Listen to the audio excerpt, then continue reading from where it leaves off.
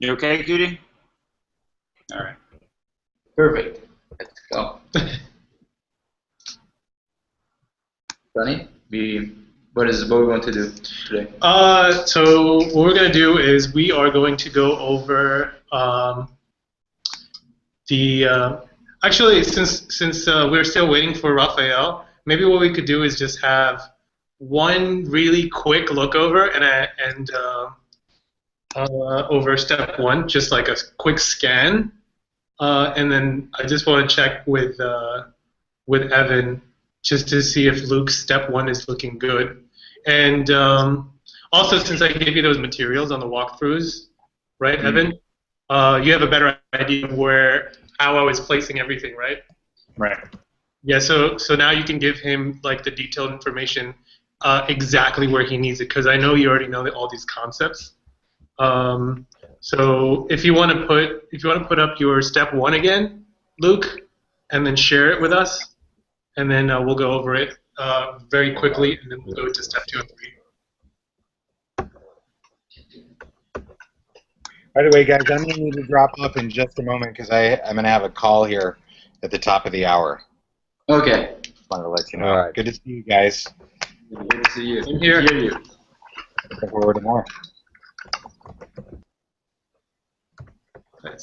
There we go. Do you have to do this thing? We can. Okay, I think you could click here. let's see. Okay. And this is a object. In just a minute, conditions without depending on someone outside of yourself. And without this, you will have a chance to have the freedom you so desire. Ha! You might think I'm crazy, but I'll show you what I mean in just a minute. Pay close attention, because you really want to hear this right now. Now I'm going to keep this video up as long as I can. However, I cannot guarantee it will be up for long, since not everyone wants you to have this. I understand you are curious, and in just a minute I'll explain more clearly. I'm going to tell you how to stop being a victim of your reality. But first I'll tell you a story about myself, and then I'll go into more detail. Deal? Alright, let me tell you how this all started. I wasn't always as free as I am today. A few years ago I owned a successful business and I was helping men picking up women. And in the second year we already made $10 million and it helped a lot of men. I felt in the prime of my being. And it wasn't all there was to it. My abilities enabled me to be with any women I wanted. And I was with the one that I wanted to be with. You would think it doesn't get better than this, but then the nightmare story. Okay. Just like before everything before deal, how do you feel about that as step one, Evan? One second. I just sent Luke my edit. Luke, would you put up my edit? So and that's just like, that was like a 1 minute edit. Okay. If Luke could put up the edit I just sent him, maybe even side by side or on the same, pasted beneath or above. But let's take a look at that. I'm on the call. I'm just gonna type. I have to type someone that I'm on a call. Let me think about it. Okay. Let's see. Pages to next to each other, right?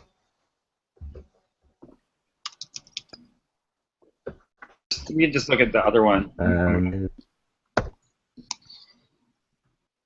Okay, so let's say plan. I think I accidentally just sent it to everybody anyway. So I mean, it's I sent it into that group chat. Yeah, or like after the meeting, what you can do is feel free to take initiative and upload it in the marketing folder. So yeah, that would also be good for later on too. Yeah. Is this readable? Yeah. So there's just a couple. There's a couple missing parts, even with my edit.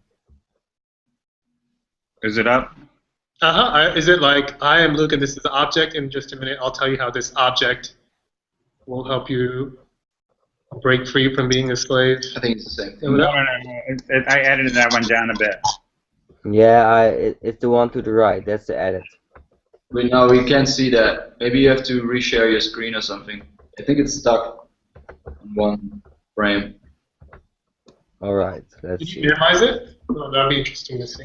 Okay, so here I'm just gonna find the one that I just sent back. Where the hell is it? Oh, wrong one. Here, this is the one. Okay, yeah. Hi, I'm Luke, and this is an object. So, in just a minute, I'll tell you how this blank will, and then my notes there. You have to shorten that promise. Like it's got to be punchy, In a minute, I'll tell you how this object will, like for instance, I had this idea when I was reading Luke's thing. Is this object will make you rich, right? And then if we say rich, but then later we kind of say like what rich really is, and it isn't about money, then it makes sense, right? This is going to make you rich, and then we talk about money, but then in the end we move it from money. So, just running through, I'll say, hi, I'm Josh, and this is a, I don't know what, And in a minute, I'll tell you how this I don't know what will make you rich, right? That's open loop number one. Sounds crazy, but I'll show you what I mean in a minute. Pay close attention because you'll really want to hear this right now. I'm going to keep this video up as long as I can. So this is where there's a couple steps missing. I'm going to keep this video up for as long as I can. That's like, watch this now, and then it needs to go into the benefit tips formula. So I keep this video up as long as I can. And then you'll say, you're going to want to watch it right now because it's going to be gone. And if you watch all the way to the end, you'll learn blank. I'm going to also reveal these tips, and that's where you enter your tips, like 3 tips, 4 comparisons, whatever John calls it. Then you get your deal, right? Watch to the end, deal. Right. So then once we get past that, I change it to, but first let me tell you how I lost $10 million, right? So that's open loop number 2. So that's interesting, right? Like I want to, people, when I used to train salespeople, you say like, if you're gonna tell your people to buy from you and you're in a contest, chances are, you think you're grown up to think everyone loves a winner, but if you call them and say I won, they don't like you as much as if you won second place. It's really weird, but people hate on winners. So people like that misery. Like the avoid tips are better than the benefit tips. So if you say, let me tell you how I lost $10 million. And then if you take a beat and say, I should tell you how I made it first. How I lost it's interesting, but how I made it, or how I made it's much more interesting, or something. So then you've opened loop number 2 with I lost $10 million, and then you started this story of the nightmare story of I should tell you how I made it, and that's the nightmare story, right? So, and now they're going to be hanging on, waiting to hear how you lost it. So you tell them how I made it, and then you tell them how I lost it, and that's the edits that I did for Luke. And I kind of really like that idea. Like I like that idea of the lost $10 million, how I made my money, and you get to tell the story very naturally. Okay. I don't know if anyone else likes that. If we maybe weren't, if there's any other ideas that anyone has, but yeah, I mean, it sounds really good. It sounds like it's a really good angle to use, and I think the angle here is like something that keeps on. It's like an infinite abundance angle. Yeah. Right. Yeah. I mean, we can work that you're gonna die in there, but I feel like I don't know. To me, I mean, maybe I'm not the target audience, but to me, that's like that right away you're gonna die thing is. I don't feel like it's as shocking. I feel like it's not as yeah. as disruptive. No, I mean, it's a really good angle that I think we should also consider. And I know that Josh would definitely think it's a really powerful way to reach people because, it's essentially like if you have a wish, what would you wish for? And a million other wishes, and then every time a wish comes true, then another wish happens. I think it's a really good angle. Although I'm wondering for Luke, are you going to change your angle, or are you going to keep it at you are dreaming?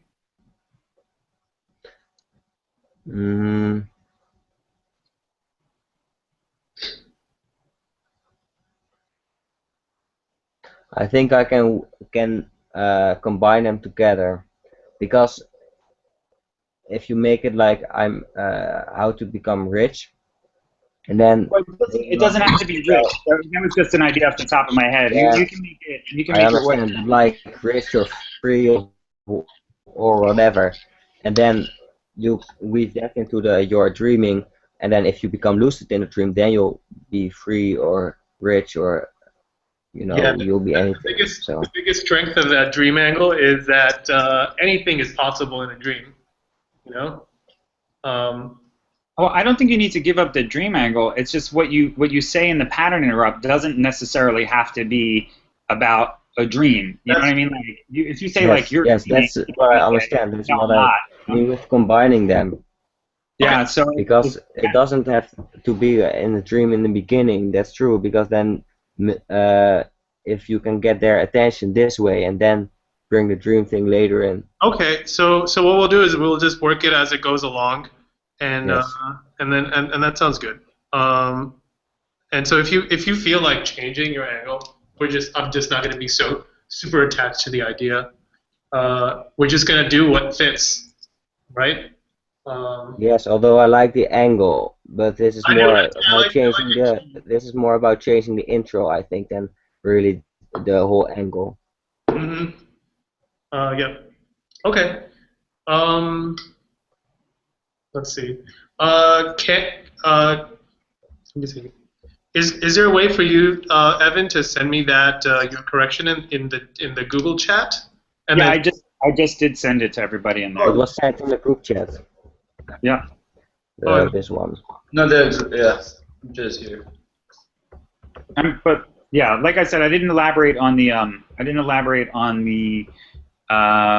what is it called? The scarcity, like this is going to be gone, and benefits formula. Guys, the benefits, tips, and even more. I know the USP is really important, but the benefits, tips, and nightmare story are really. It's hard to write any of this stuff without that. So you got to just pick one. Like if lost all his money is the nightmare story, then that makes it a little bit easier because then the pattern interrupt image should connect to the nightmare story but not be obvious. Mhm. It's less about. I think the pattern interrupt is less about. It connects to the nightmare story and the revelation, but it has to do with it's got to tie to the nightmare story. So that's why it's really hard. I think people are having trouble writing for it. Mm-hmm. Okay. Then I guess what we'll do is we'll move on to hey.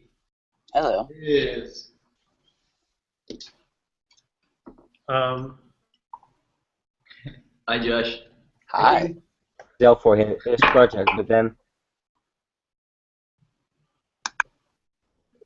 if it's one more thing Hey, Josh. this, then it's a bit. Or are you at the call? Oh yes. Hey man. Hi.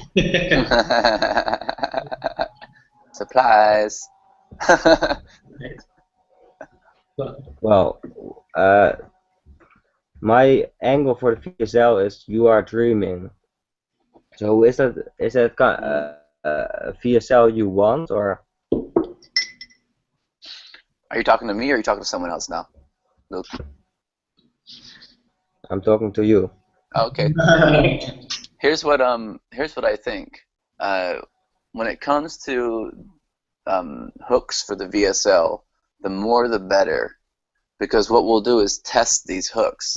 The concept of you are dreaming has a really interesting angle, but it's got to come at somebody really deep. It's got to slice through all this. Like, people know deep down that somewhere this is like a possibility or a probability that they're dreaming.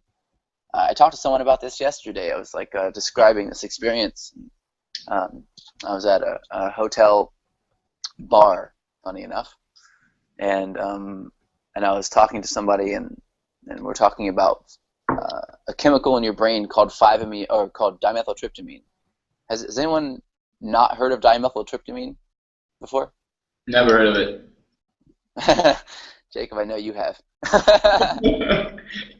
What about the rest of you guys? Have you heard of it before? Yeah, tryptamine. I know tryptamines. But do you know dimethyltryptamine? Dimethyltryptamine is produced by your pineal gland. It's the chemical that releases when you die. It's the out-of-body death experience chemical that when you experience the release of that into your brain, you have a death, like a real-time death experience. This is like segue from, I think, from the concept of you are dreaming or whatever into something a little bit realer, like you will die.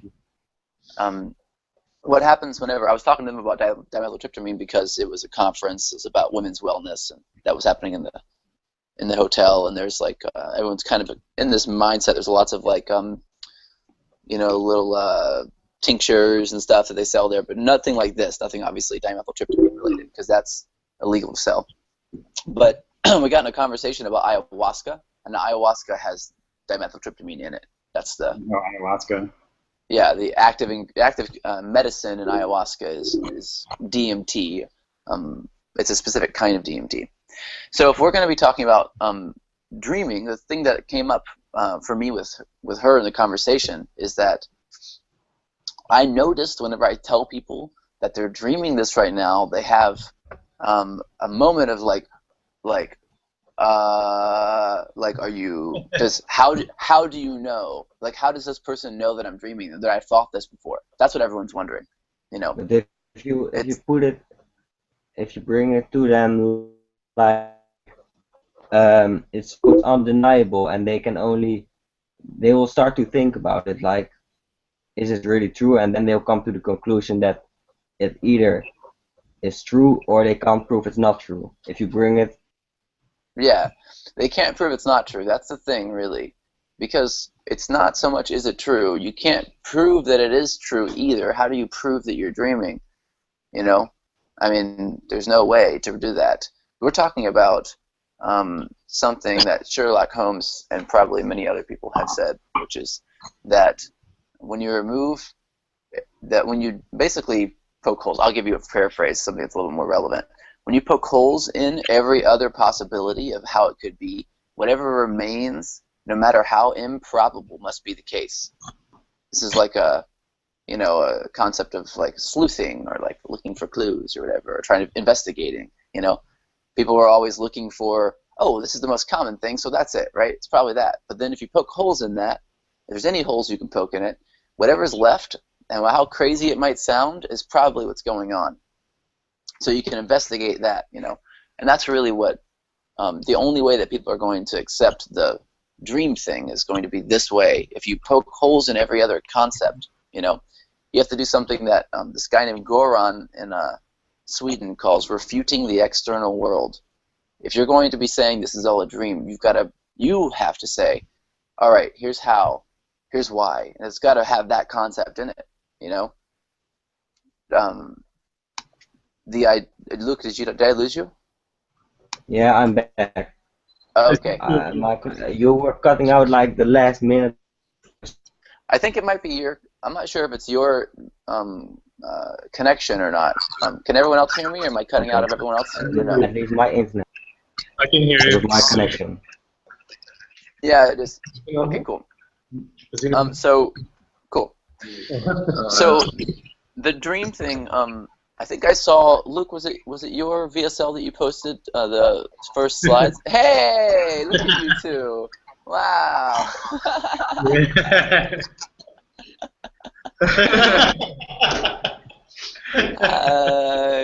Wow, two very funny, awesome people together.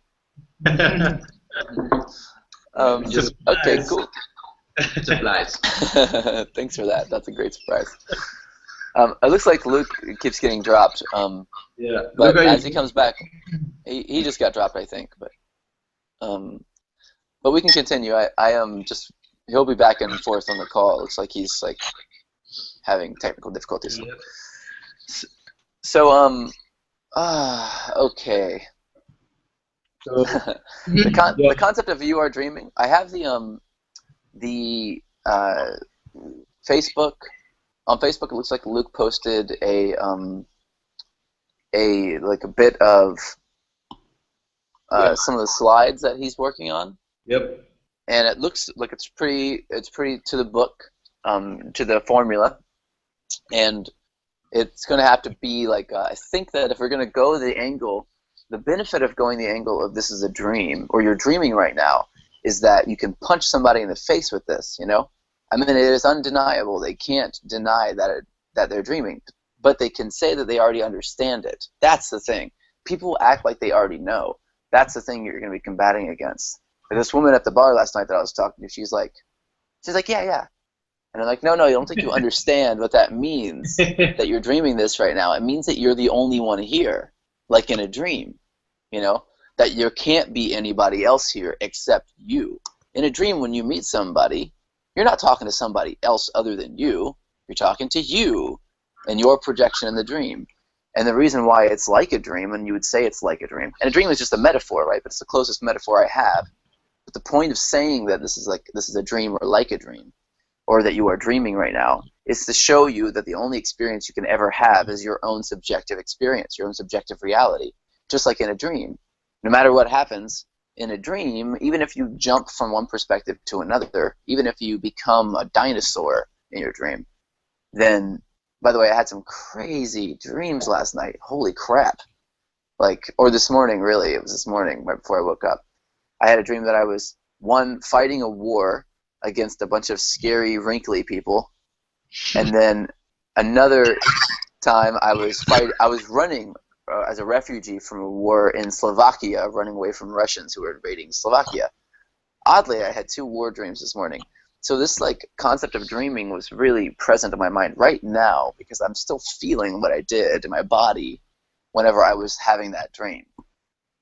So the experience of being in a dream, really, and then waking up from a dream into this reality, it's a lot more akin to the idea of jumping from one dimension to another, because there's no difference in your subjective experience of a dream than your subjective experience of your waking life, meaning that you're dreaming them both from the same place. That's really what the point is. You're dreaming this moment right now from this exact same place that you were dreaming your nighttime dreams. This is a big concept, you know, because everyone wants to know, well, where the hell is that? You know? Where am I dreaming this from? And that's nowhere. Because anywhere that you dream, you're dreaming it from, you're dreaming that you're dreaming it from there. Any somethingness that you experience is a dream. It happens all within your head. Your senses come from out here, you know, in theory, and then your senses are picking up information from out here, it's sending it chemical and electrical signals to your brain. Your brain is then taking that information. This is kind of the matrix idea, you know, the brain in a box or brain in a jar theory. And not theory so much, actually, brain in a jar metaphor.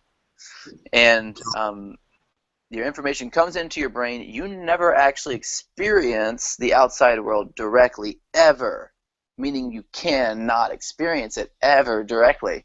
You only experience your projection of what you think is going on outside of you.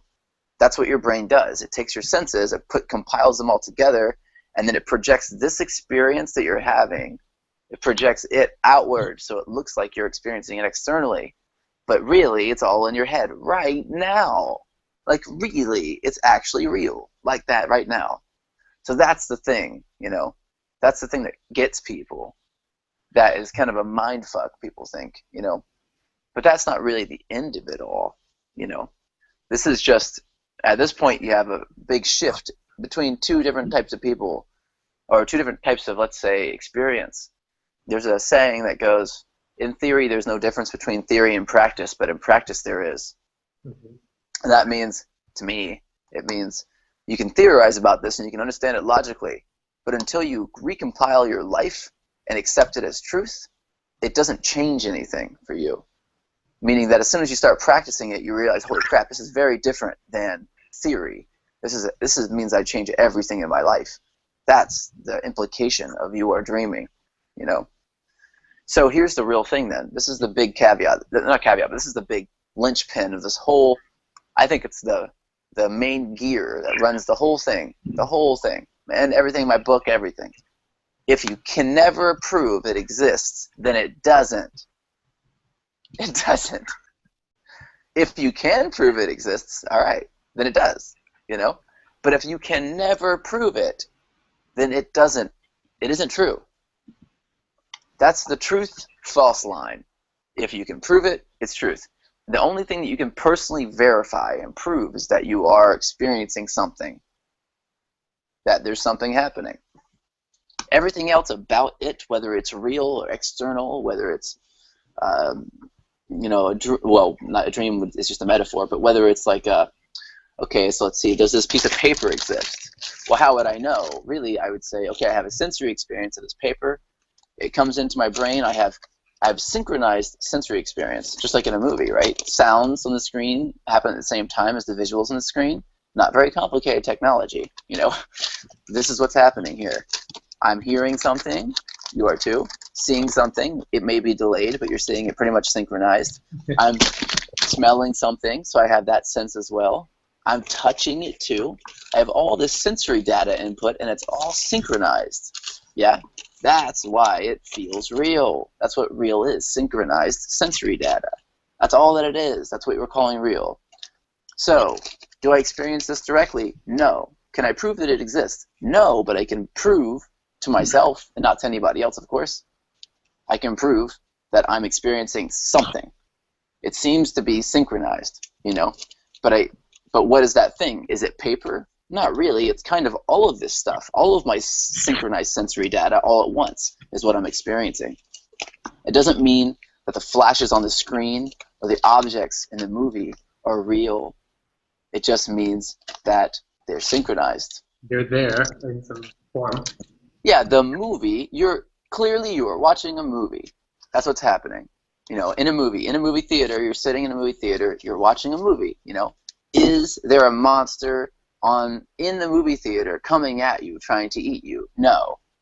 You know, it's pretty clear. You look around and you get a break from it. You're like, oh no, I'm in a movie theater, this is no problem, right? But in order to look around in the dream and not see the dream, you have to be dead. You have to be not dreaming something. You know, that's what it means, the difference between awakening within the dream and awakening from the dream. The metaphor is really useful, I think. Mm-hmm. Awakening from the dream means dying. That's what people are calling enlightenment, you know. Enlightenment is awakening from the dream. You are dead whenever you do that. You're not actually here anymore because there is no here. The dream, if you awaken from it, if you awaken into another dream, you're dreaming that one too. So, if you're awakened from the dream completely, you are not dreaming anything, aka dead. That's what people call dead, you know? I've been there. So have you. Everyone, I guess, technically has been there. If you're a reflection of me, for the sake of this, since you're dream characters, and that's awesome, you've all been at the same place that I have, and you're all at the same place that I am right now because you're all me, because I'm dreaming you, you know? That's how this works. So, of course, hearing a dream character say, I'm dreaming you is a little weird. So really it's an offer for you to take that on as your own perspective, that you can practice this as a waking experience of your life. So, go ahead. Can I have you use, I guess, a completely different part of your brain and ask you how do you feel people are going to receive this, and like that barrier of I already know this, and I just guess all the barriers that come with this kind of angle. How do you feel like it's going to do in terms of outreach, reaching like because you know a lot of people do the I refute it thus kind of thing, and then kicking the rock. Yeah, and okay, so let's address that. You know. The I refute it thus thing is what Jed McKenna calls the hissy fit defense. You know? Like, well, if I kick this, it hurts. And so if I don't believe it's real, I will experience pain. Okay. You know? If that's really it, then that's it. I mean, if they're not willing to look past that, they're not willing to look past that. But there's a way to say that, for sure, that they will look past it because they can look past that. Pain, toe, and rock are all like video game pieces. In a video game, you're playing a character, and if you really believe the video game is real, and then your defense is, oh no, look, it's real. If I say it's not real, it's just a video game, and you go, no, look, it's real. Look, I'll take my video game character, and I'll kick a video game rock, and it'll hurt my video game character. You know, I'll experience some kind of sensory input because this video game is multiple senses. It's not just it's not just two, which is vision and hearing, which is what video games are right now, you know? Both just the two senses. If you had all of your senses linked up together and you could experience pain through this too, you would have a reality creation tool. It wouldn't be just a video game, right? But it wouldn't be any more real than a video game. Mhm. You know, Yeah. you can't use a video game character to confirm that a video game rock is real. You know, How, and that's how does do that you make sense? how do you feel like this angle would receive people? Like, do you think it's a lot of like? I guess when I say if it's like an advanced angle or something, I mean, do you think it would take a lot of work to tweak it in a way that Oh, people would receive well, it? I don't know. And this is like really what you're talking about now is speculation on the response of this angle, and I don't know. Mhm. People always surprise me. You know, it's got to be. I know one thing most likely will be the case, which is that it will be so easy to understand that a 5-year-old will get it. Mhm. So whatever it is, I mean, we can say things, but we don't use very complicated words. You know, one of the things that I saw whenever Luke, he'll watch this. So when Luke's back, he'll be able to look through this part. He'll be able to Luke through this part. I think that what he used so far, the main feedback I would give to his slides is that it is written so that it makes sense, but is hard to understand for the average person. So it'd have to be rewritten in a way that, like, imagine you're explaining this to a 5-year-old. Mhm. You ever seen like the Reddit has a whole subreddit of Wait, what? on Reddit.com called ELI5. ELI5 is explain like I'm 5. And the reason why this is a subreddit and like a whole bunch of people are sort of like joining this and like reading it and stuff is because this is how everybody thinks. Everyone stops their mental development around 5 years old, and that's where we are. If we don't get it on that level, we don't understand it, you know. So it's got to be explained like this person is 5 years old. That doesn't mean treating them like imagine they're a 5-year-old, they're a grown-up, they're a 5-year-old trapped in a grown-up's body, and they've been a 5-year-old for 30, 40 years. They've just been a 5-year-old for that long, okay? They have lots of excuses as to why it is that they're a 5-year-old. They have lots of pretending that they are older than they are.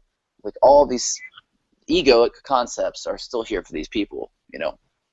So that's the thing. That's the thing that we're going to be, basically the angle we're going to have to take is that, and also if you go on reddit.com and I think it's reddit.com/r, like the letter R, /ELI5. I think that's the subreddit. If you type that in, you'll get the most complicated sounding things explained like someone is 5 years old. Yeah. And it's people coming in and explaining them, and the best, highest rated ones go to the top, and so you get all that. It's nice. You can practice the best copywriting voice by reading this. Read all these things. Constantly read these ELI5 things, these posts. /R. What's that? Oh no, I'm just telling Jacob. But yeah, I think ELI5 works really well because /R/ELI5. Yes, /R. Yeah. That's where the core foundations of anything are. ELI. Yeah. Okay. So you're gonna get you'll get a lot of exposure to Letter E. what's that? Ego. E. A lot of exposure to the letter E. Today's hangout is brought to you by the letter E. I think that you get a lot of exposure to that, like really simplistic explanation. You'll see people explaining things that are really complicated, like metaphysics, and you'll watch them and read them explain it in a way that people get, and you'll get this language. The language of the VSL has to be this simple, okay? Mm-hmm. So it cannot be anything complicated. If you couldn't post it on ELI5 and get it, have people go, yeah, that's it, that makes sense, then it's not simple enough. No. Yeah. No one's going to get it. You know, let me tell you an example. I wrote a video sales letter that is called the Goldfish letter. It's kind of a famous one now. And it starts out with, hi, my name is Josh, and this is a fish, and in just a minute I'm going to show you how this fish is going to help you get laid. Yeah?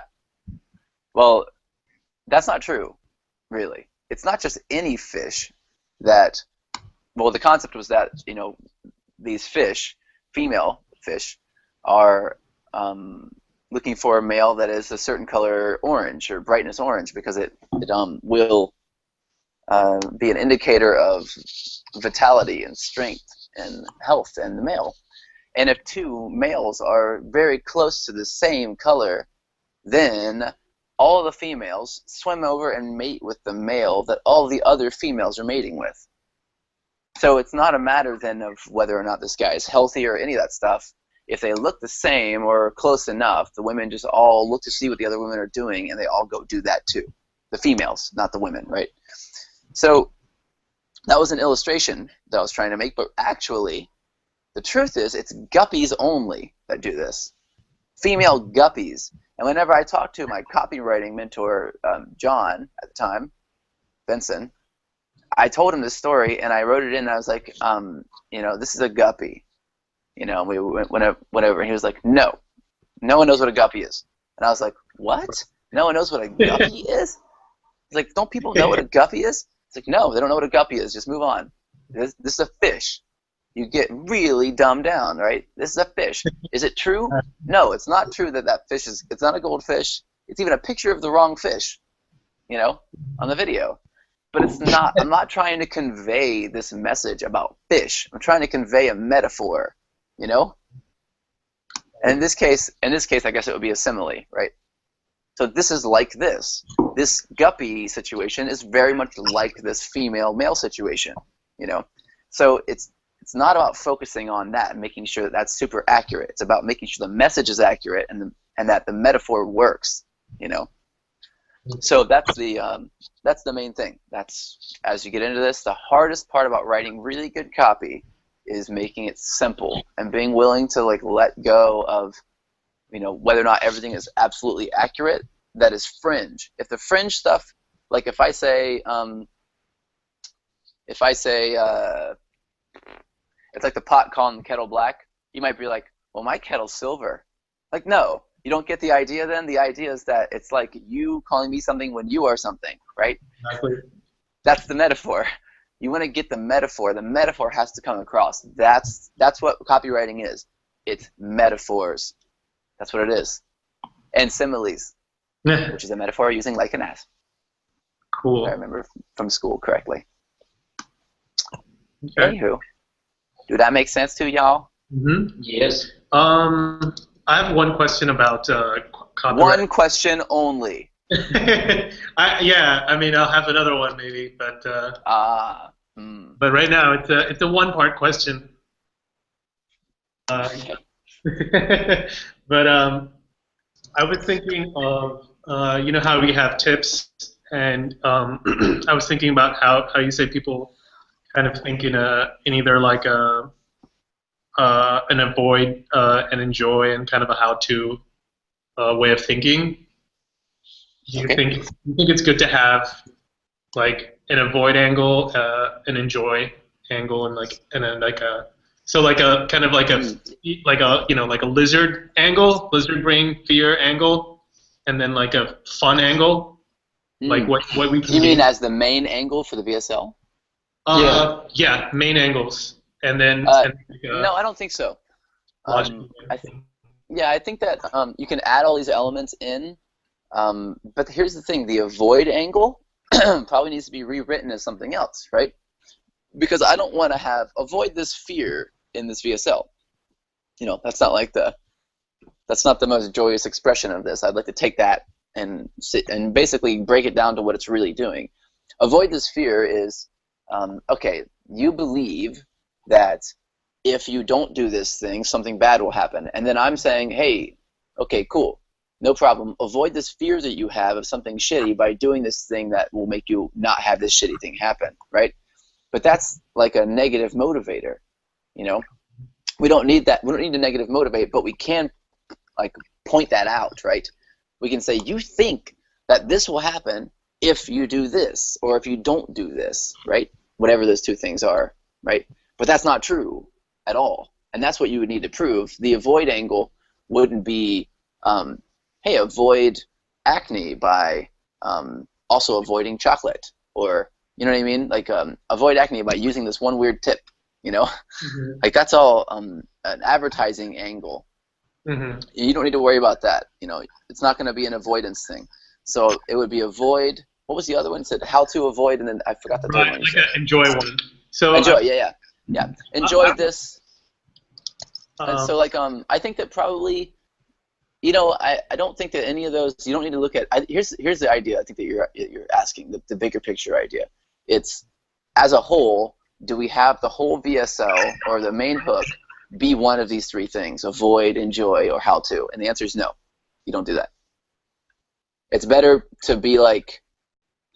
I mean, I think that you can reach through the TV screen through the computer screen, and grab this person by the balls like this, and then say, "Okay, come with me," and they will come.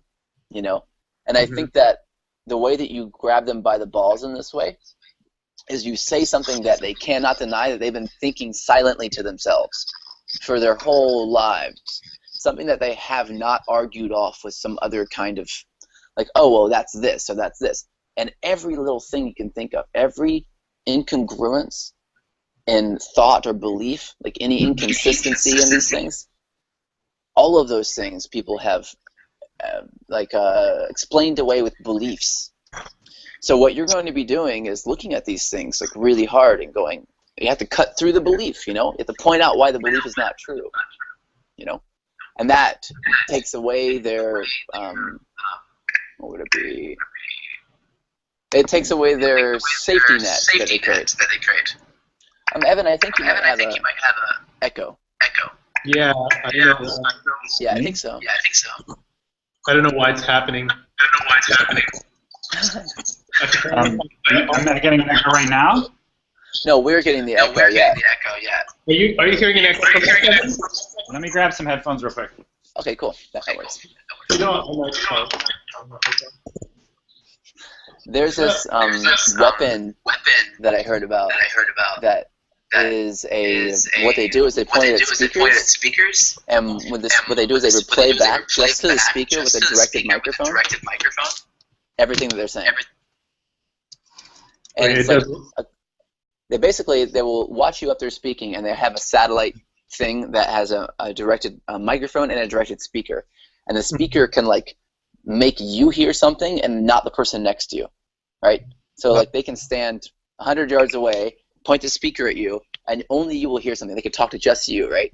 So what they do is they can also do that with a microphone with a dish, you know? They point the microphone at you, and they can only hear you, right? They do this at football games and stuff too, you know? Okay. So what they would do, the weapon is they would use it to scramble the brains of somebody giving a speech. It's really strange. What they would do is they would point it at you, and they would give you like a third of a second of a delay on everything you're saying, and they would send it back to only you, so only you could hear it. No. Yep, and it made it so they couldn't. It would cause speakers to be like, what was I saying? It scrambles your brain because your brain's listening to what you just said half a second or whatever delayed. You know? I guess somebody doesn't want us to do this call. Is what's happening. Well, now we're good, right? Yeah, I think they gave up or something. I think that Evan was using that weapon. That's my evil plan. I have a question. So you're saying that a lot of the people we're talking to, it sounds like they already have this idea, and we're just gonna, put petrol on it. That has to be the case, right? Any idea that is the best marketing is like that, where you go into someone's mind and you say, "Hey, you've been thinking about this, and it's true," or whatever. That's the best marketing. But on top of all that, this is the subject matter is even more more relevant, because if it's not true, then why then we're not teaching it, right? So this is something that if it is true, they have thought of it before, Yes. Cool. Yeah. So the other angles that I had was. Wait, Evan, was that your question? Yeah. Well, my question was about our goal is to look for these people and get in front of them, right? We're not casting a super wide net to get in front of everybody. Our plan is, are we looking for these people, or are we going to say that everybody's considered at least once, like this might be in my head, or this might be a dream? Yeah, so not everybody will have considered that. You're right. Because what we're talking about when we say this is like a dream is we're talking about using words. Words are metaphors. Different people have different metaphors, and not all of them use these metaphors like dream or whatever, you know. So they might say this is someone might say this is purgatory, you know, and that might grab them by the balls, you know what I mean? Like here's a great angle. One of my favorite angles is you're already dead. You're dead right now, you know. You're dreaming this world from the place of the dead, but you're dead now. Because that's what it means. I mean, to be dreaming it from nowhere is to be dreaming it from the place of the dead, you know. So anyway, there's lots of different metaphors to take, and the first thing you say, there's so many ways. This is such a gold mine for this kind of like, you know, punch you in the face kind of VSL or marketing concept, because you're going to say this and someone's going to hear it and they're going to have never heard anyone ever say this out loud before. That's the thing, you know. That's what I want. I want those people. And I don't know, you know, I know that people who watch who are really interested in the Matrix will also be interested in the dream angle. People who are interested in Vanilla Sky will also be interested in the dream angle, right? So we could like have directed advertising toward these people specifically who are interested in these metaphors, right? So it's about that language, right? And that's a great question, and that's my response. That helps me a lot. That helps me a lot because I feel like that one is tough because that's like the general public is not going to, you know, they're going to be like, we don't want to waste time with them. But yeah, I mean, if it's targeted, then it makes a lot more sense to me. Yeah, I guess marketing is targeted. Yeah. It's just we don't have an avatar. We don't have an avatar yet. But if we roughly say those two groups, you know, that question reality, you know, at least on the next level, that's our target. Then it makes more sense. Exactly. And the thing about this, and this is the one area, it's not a business, that's why, but it's the one area where I would say actually our target demo is everybody. So, but you can't write a VSL that way, and you know that, and you don't start with everybody, like you're saying, you don't start with a super wide net. You know, if you're like, I want to go fishing, and then you're like, you know what, it would be a lot more effective if I just laid a net on every inch of the ocean. I would catch all the fish, and I would have all the fish I needed. Well, you would starve to death before you would get halfway around the block putting this net down. You know, it wouldn't be effective. At first, you need to get a fishing pole. You're not going to catch every fish in the sea with a fishing pole, I promise. You know, but you'll at least live long enough to be able to lay a net down. You know, that's does that make sense? That's another metaphor, but yeah, it makes sense. Okay. I mean, I'm not saying that we're trying to catch every fish in the sea here, because every fish in the sea, in this case, if I caught that would be a bad thing. You know, let's kill every animal in the ocean. Maybe that's not the best metaphor, but you know, you get the idea, though. The idea is that if I'm trying to reach everybody, which I am here, trying to reach everybody. Yeah, I mean, think about it. Religion reaches like almost everybody, but not everybody, right? You know, right. There are some like religions. I mean, like for example, a lot of Christianity reaches a lot of people. Islam reaches a lot of people. Buddhism does, and there's many others, but there's several different versions of it for a reason. Switch, because you can. Oh yeah, so that's you right. can Sounds good. What are you guys doing over there? You guys switching, playing musical chairs? Actually, let's try this. Oh, they have headphones on. And that was the first time I got herpes. I just want Have you guys ever seen Super Troopers? Is this? Did we go over a Nightmare Story that I missed? Yeah, I will never be able to say that again. That was the most brilliant thing I've ever said. Have you guys seen Super Troopers before? Yes. Yeah, there's that one scene where they get locked in the back of a semi-truck, and when they pull over a guy, they like, get in the back of the semi-truck to see what's in there, and he closes it and locks them in. And when they come back it says like 3 hours later, you know, and then it comes back, they open the door, and the last thing that you hear right before they open the door is, and that was the second time I got herpes. And like that was the end of the conversation, like a really awkward, weird conversation. The idea here is to take an angle that we think will reach people that will actually motivate them. People who are already okay. So here's the angle. Oops, the angle for the Matrix that I really love.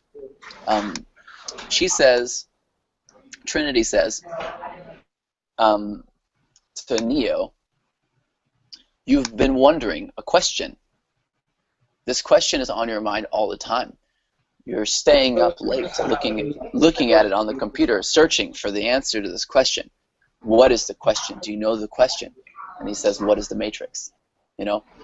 And that, what is the matrix, is really, what the fuck is going on here? Right? That's the question that you would translate that into in your life, in your actual real life. You know, what is happening here? What am I doing? Is this real? What happens when I die? You know? Does something like this continue, or, you know? But there are some things that we can refute that I wouldn't refute in the VSL, because it's not. I mean, not if it was going to reach a religious audience.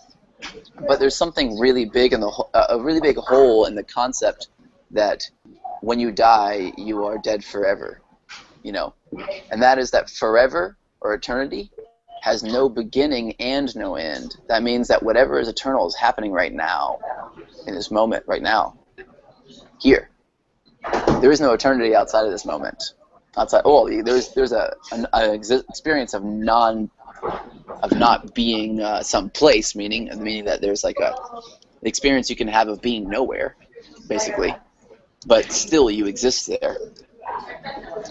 You can't step into nothingness forever. You have to already be there in order for something to be forever. Because otherwise, right now it's not, right? Which means it's not forever. It's not eternal. If you're dead forever, then you're alive now, and forever wouldn't cover right now, would it? You know? You don't step into eternity. You're already there. You're already here. Eternity is here now. Anyway, so that's, I don't know why I said that, but that's a thing. So where were we? Like going over the different angles? Oh yeah, let's go over the different angles. Evan asked a question, and that was what I was answering. That's what I wanted to tell you guys. Evan, okay. Your question was are we going to have are we trying to reach people who are with a really, really wide net, or are we trying to reach specific people? And my answer was everybody eventually, and the specific angle in the beginning has to be, we have to start it with people who are already thinking about this stuff. And that's why I was like, think about the people who are like Neo, you know, who identify with Neo, who are like sitting on their computer at their house looking for the answer always. Those are the people, you know, that was me, right? That was me. If someone had come to me like that and said, hey, you're looking for the answer to things here, you know, I'd be like, yes, I am looking for the answer to things here. I would also be like, you have no idea what it is, so I probably wouldn't listen, right? And that's probably how people are going to be thinking, you know. So many people have said, oh, you're looking for the answer to what's happening here? No problem. Read this pamphlet and take this book, and then come join me at my weekly meeting, and then we're gonna do some ritual, and then you'll understand. And then you do it all, and you read the book, and you come to the ritual, and you do this thing, la la la la la la la. You pat your head and you rub your stomach, you know. And you're like, I don't get it still, but everyone else is acting like they do, and so you can have an experience, a simulated experience of being awake. That is not what you're looking for. These people are not looking for that. They're looking for, holy crap, this is real and undeniable for me. That's what it has to be. Those are the people that we're looking for. People who are looking for undeniable experience of what is. Yeah. You know, like Neo from the Matrix, willing to lose everything, you know. Yeah, I think they're looking for ideas that that they can break down until they can't break it down any further, right? Well, that might be, but really that's not a language that they would probably most people would identify with. You know what I mean? Like if yes, that's the case. Like you're talking about a technique on how to do it. That's what you're talking about. You know. So let me just do this. There we go. So that's one technique. That's called spiritual autolysis. That's a guy who doesn't exist named Jed McKenna. That's his technique, you know. But really, the idea of breaking down a concept until you can't break it down anymore, that is really depends on what concept you're pointing at. Because if you're pointing that at this bowl, technically, this bowl, if you get to the center, to the core of what this bowl is, and the reality of this bowl, you'll get to the core of the reality of you. You know, get to the core of anything, and you get to the core of everything. That's the idea. But no one's going to say. Very few people are going to be actually. What say? Oh no, I was talking to Jacob because the thing is lagging.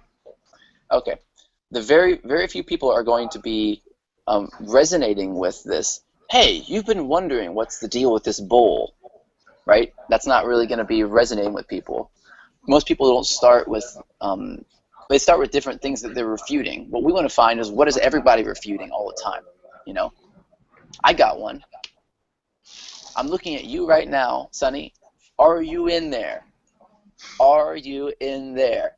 That's a question I asked since I was a little boy. How do I know that you're in there? How can I find out you're in there? I can poke you. You know, you say something, you're like, stop poking me. Okay, well, that means that you act like I do, and I'm in here. I know I'm in here. For sure, I'm in here, right? That's an undeniable truth. I'm in here, but are you in there? I don't know. I wrote that answer on my arm, right here. Where is it? Right here on this side. See? That's the answer to that question. I don't know. I can't know, actually, is what it should say. It should say I can't know. There's that boiled down to you can't know what you can't know, right? Which is always like the argument when people, I can hear the echo too now, when people discuss religion and things like that, and people say, well, God is this, and you say, God can't know what God can't know. No one can't know what they can't know. You know, and it always kind of boils down to, and then it's like almost like a combination of like solipsism, like where that idea of everyone's in their own head and you're all an imagination in them, but the reality is, what if we're all an imagination in this great nothingness, or what if you're already dead, and you know what I mean, and you're making it all up. The concept of we, like we is already an assumption of an external world existing, you know. That's, the language is so specific, you know. Hey, Luke, are you there? Yeah, I joined in with another email. My old email was like, you don't have any authority to join the call or something. You don't have permission, or I don't know. This is for warriors only. Funny, though, is that my dreams are all about war, man. That's yeah, so strange. I know. I wonder what's going on here with this. I almost got a hold of a friend of mine over in Europe and was like, come back to the U.S. Like, like I don't know what this message is supposed to mean. I don't think it has to do with anybody else, though, because there's no one else here but me. What I heard, I don't know if you believe in this stuff, but that a lot of those dreams are to, you know, the Earth and the collective of humanity are releasing all the old stuff, and people are dreaming things to release. Well, I'll tell you that that's a metaphor. First off, so we'd have to like.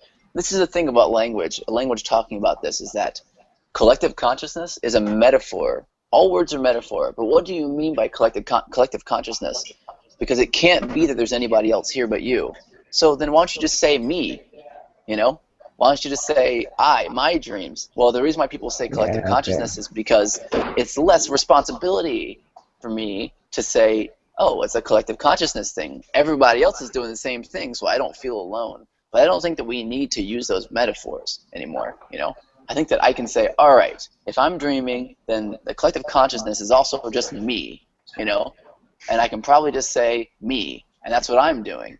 So I just look at that. Is that what I'm doing? Sure. Maybe the metaphor here that you're saying to me is that, and the message is that I am dreaming these things, letting them go. Okay, that's a cool message, you know? Like I could dig that, I could apply it to my life, but otherwise it's like everyone else is doing it, so don't worry about it. It's cool. That's not the message, obviously. It can't be that everyone else is doing it. It has to be just me. If everyone else is doing it, that means that I'm doing it because I'm dreaming this. I'm dreaming everyone else. I'm dreaming the collective consciousness, all that stuff. I'm dreaming the concept, the belief, and the possibility of other. I'm dreaming you. You know, it's pretty cool. I should dream me some better internet. Maybe I will. So this is what I'm thinking. So you're saying speak to them like they're 5 years old, essentially. Don't do that. That's not what I said. Oh. Let me just rephrase that. Explain to them. I mean, explain it. Explain it like they're 5 years old. Don't speak to them like they're 5 years old. It's a very, very big difference. Yes, there's a big difference there. Hi, and there's there's something else. It's like yeah, I was like trying to find some keys. And this is a bird. Yeah. So you know what I mean? It's the idea of explaining it like you're talking to a 5-year-old, but not Not that they are 5 years old, of course. Not like they are Right. 5, but explaining it like a 5-year-old could understand. So what is that? What would that mean for? Did you see my Game of No Games VSL? What does that mean for like the kind of language that was on there? And if it's like, was it too flowery, and should it be more simple? I don't know. I have to go back and look at your language to get the flowery simple thing. And which is fine. If you could send me a link right now, I'll check it out. Okay. And look at it while we're on this call. You have it in the drive? I do. Hey, Luke. Do you have headphones Hey. by chance? Yes. You do? Are they on? Yeah. Oh, they are. I wonder where this echo is coming from. Oh, It's probably from us. We're in a co-working space, so it's probably a little background noise. Oh, yeah, but it's my voice, so that's odd. I don't know why. I'm hearing it too. So no. I Okay. hear my own voice echo also. No idea. This is some kind of great mystery. Someone's listening without headphones. Hey, NSA, will you put headphones on so that we don't hear the echo? We just want to be able to hear it. Yeah, like that. universal purpose, or like for universal purpose, and I try to stay away from. I try to stay away from those kind of like anything that sounds kind of new agey. New agey. Okay. Like I try to say maybe I tried to do some coin terms too, right? So like complete self-actualization, right? Because self-actualization itself is a Yeah, self-actualization won't work. Yeah. yeah. That's like way too complicated. What do you even mean Yeah. by that? Yeah. Yeah. Self-actualization, by the way, if you break that phrase down, you're saying to make yourself actual. Well, yourself isn't fucking real. How are you gonna do that? Right. You can't make yourself actual. You can make yourself real if you want to. You can pretend like it's real. At least that's what real is. You can make self-realized. But that's the opposite of what we're talking about here. Waking up is self-unrealization. It's realizing that you're not yourself and allowing that to be. There's a big difference between actuality and reality. Very different things. If you're looking for actuality, I can help you. If you're looking for reality, you already got it. Just make it up. Reality is your interpretation of whatever you want this to be. And that's cool. You can use reality. You can change reality. You can morph it. You can grow it. You can change your perspective of it. This changes your experience of reality. I mean, that's what this is the difference. This is the refuting. I refute it thus statement. The argument here is that there is a word that was not used. I think the word that was used was real. But, of course, it's real as it is. If I stub my toe and I say that's real, it's real, right? But I'm not talking about reality. I'm talking about actuality. What is actually happening? That's what I'm talking about. That's what this is all about. I'm not talking about realizing anything. I'm talking about actualizing. You can't actualize yourself because yourself isn't actual. You can only actualize truth, So if you're gonna use something like that phrase, you'd want to. I mean, I just tore it to shreds, just now, and that would be the idea. Yeah. Yeah, it would be like you'd have to tear it to shreds. You have to be like, no, when people say this, this isn't the reason why you don't get it is because you can't get it because it's not even a thing. You can't self-realize, You can, because yourself is your character, and you can't be your character. That's what this whole thing's about.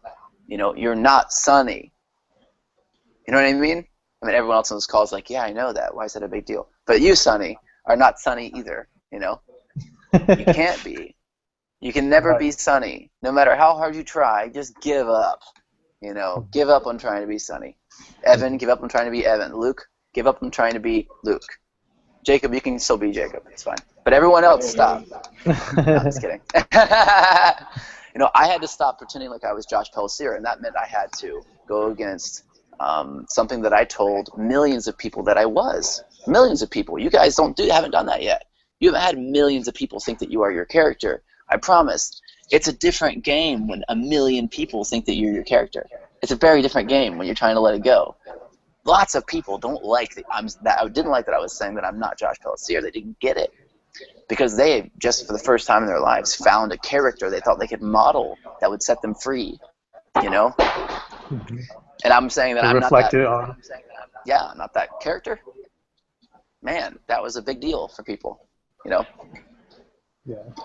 Can you dig it? I wonder if we can get away with. I mean, we can get away with whatever we want, but I wonder if tapping into that fish again might be an interesting way to grab some of the people. You know, to use the fish again, but to instead of the realization, the actualization of the fish. Like, I think our ideologies aren't that far off. Where I feel like it's the reality we created, but it's not what we think it is. There's not a thing that you see every day that is what you think it is, and you never really can connect based on the everyone is in their own head and everything's completely different. But that aside, I think the fish might be really interesting to bring back.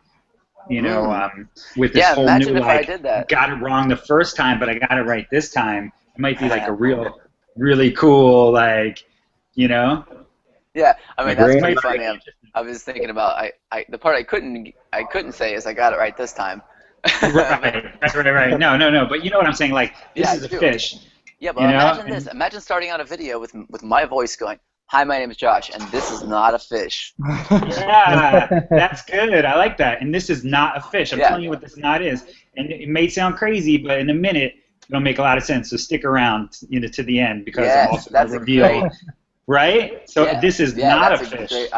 Yes, that's a great idea. I have to talk to my Go ahead. I think this tie really well into the dreaming angle, actually. It could be, yeah. Evan, you were saying something. You were saying it introduces what? It introduces the this is not what you think it is. Like here it is in your face. Exactly. I'm saying this is not a fish, and then it leads into the nightmare story of, I made this money, I dropped this money, I stopped doing this, and now I'm doing this, and benefit, tips, all the formulaic stuff. It really just flows by itself to tell the story. It has so many levels of like, I'm telling you this is something, you see this, and I'm saying it's not.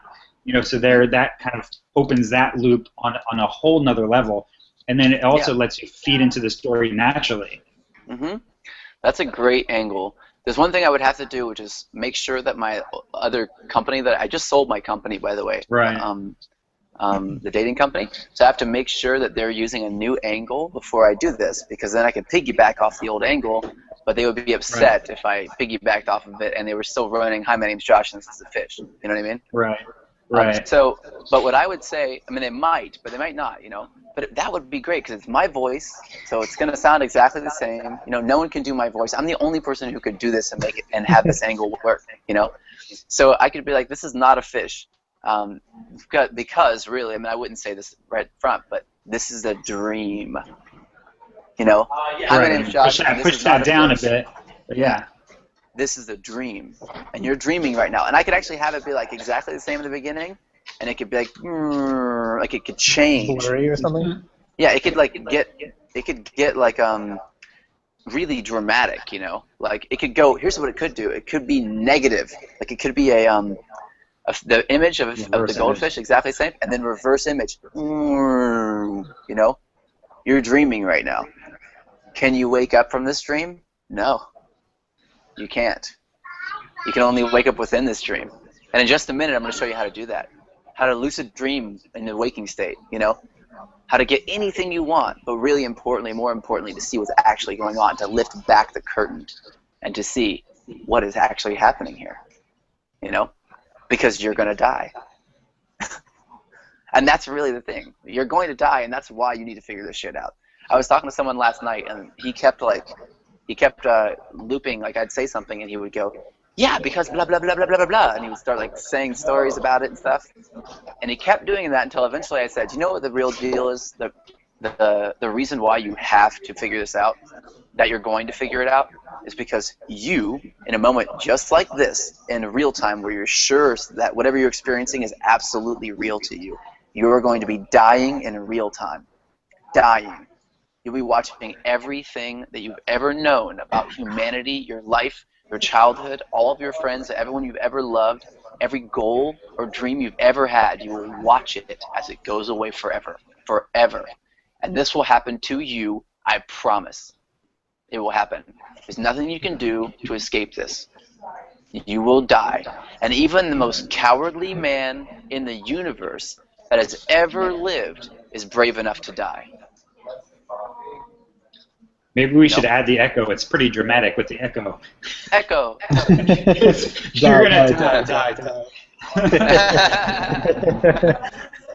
then it's just a buy now button. Yeah. Anyway, so at that point, like using this tight angle like this, the next thing you'd have to say probably is, I don't want to sell you anything. In fact, I insist that you buy nothing. I insist that you take this seriously, that you don't try to trade money for the answer, because you can't pay for life. You're going to die no matter how much money you make. You're going to die. The richest man in the world dies. There's a guy, his last name was Packer. I forgot his first name. But he was one of the richest people in Australia. He was a media mogul in Australia. And whenever he had a heart attack once, he was playing polo, and he had a heart attack on the field while he was playing, and he was super rich, you know, so someone happened to have a defibrillator, so there's an EMT, and he happened to have a defibrillator, which is, you know, shocks people. So they ran over, and he'd been dead for like 10 minutes, you know, and they were, and then boom, they bring him back. Wow, you know, bam. He was super overweight guy, you know, like I think he was overweight, but, so anyway, he went through this experience, and after that, by the way, after he survived, they put a rule to put these defibrillators everywhere in Australia, and they call them packer whackers. Mm-hmm. But the first thing he said when he came back, the first thing he said was, I went to the other side, and everyone's watching, you know, because he's a big media mogul. I went to the other side, and there's nothing there. And it's like, you know, people were freaked out. It's easy to ignore that, you know, but the packer whacker, man, dying and then coming back from death, I've had that experience personally. Me, you know. It's an object. I'm starting to remember it. I don't really know if I'm going to do that right now. We could do that. Yeah. Do you want to talk about, actually Jacob is telling me about getting the packer whacker as an object for the VSL. Yeah, absolutely.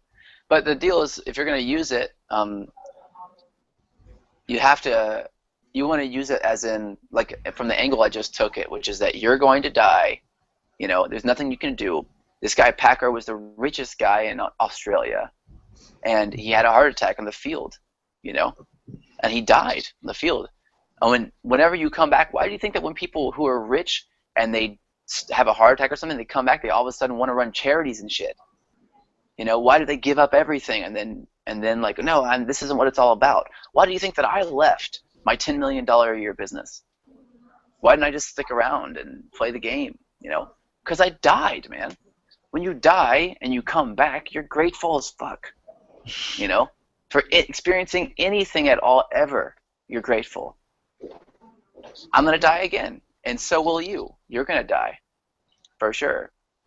And that's what it's about. It's not just theory. And if you're going to be writing the VSL, you better let this sink in personally, because you're going to be writing it from that place of like, holy crap, I am actually going to die. You know, you may be like, I'm going to die. Why am I writing this VSL? I'm going to go outside and like play in the, you know, in the lawn, and that's fine. You know, if you do that, that's good. By the way, if you like drop the project and it's because you're going through this, I'm for that. You know, and if not, that's cool. You know, but it has to be from an angle. It can't be a theory for you. It can't be like, you know, in theory you will die, or it won't come across in your language. It's got to be real, man. You know, really real. And it was for me. I experienced it. And technically I'm still dead. I'm still there, you know, because you never come back from nothingness forever, right? There's no place to come back to then. Once Packer dies, and then he comes back into the world again, you don't actually come back into the same place anymore. You can't come back into the same place because you know that you're still there. Instead, it feels a lot more like a dream to you, you know. So that's the daily, yo. Word. That's how we're gonna end the VSL. That's the daily, It's the daily, yo. the best VSL of 1996. Yes, exactly. The best hip hop VSL of 1996 awards. So anyway, I kind of feel like I feel like what I've said here probably will change the direction of things a little bit. Luke, I kind of went over earlier that the big thing I want, the big feedback I have for you that'll make your VSL a lot more powerful, the slides that you had, was to go on reddit.com and type in reddit.com/r, the letter R, and then /ELI5, which is explain like I'm 5, ELI5, the number 5. And on this website, on this subreddit, is a bunch of people explaining really complicated things as if the person they're talking to is 5 years old, in the language that a 5-year-old can understand. You explain it like that is the case. So right now you've got, you're explaining it accurately, so that's the first step. After you explain something accurately, you have to then explain it very simply as well. So that's the thing that people don't do in copywriting that makes shitty copy.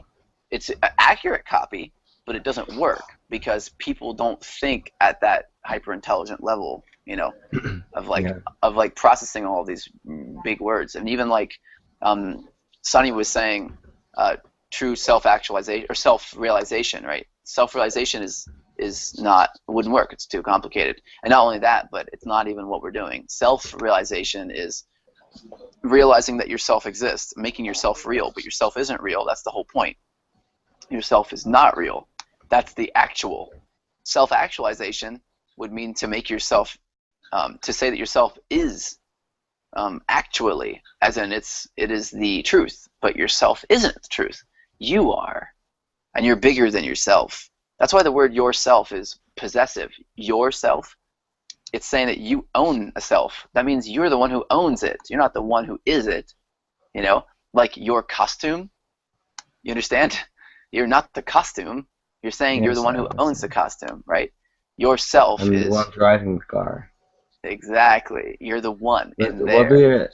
what do you think about this then? Because I got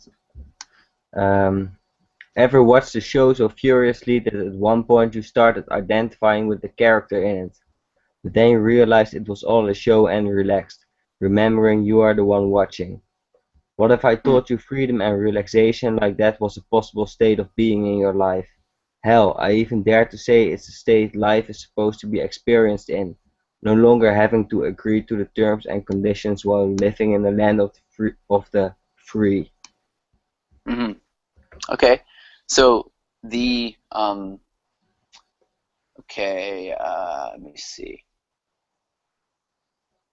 So here's the deal. The way I explain it to you guys is explaining it to a finite audience that has the same language as me, and that's how you're explaining it in this VSL to people who are who already have this language, right? I had to introduce all of you to this language of a character and stuff so that we could have a common language, you know?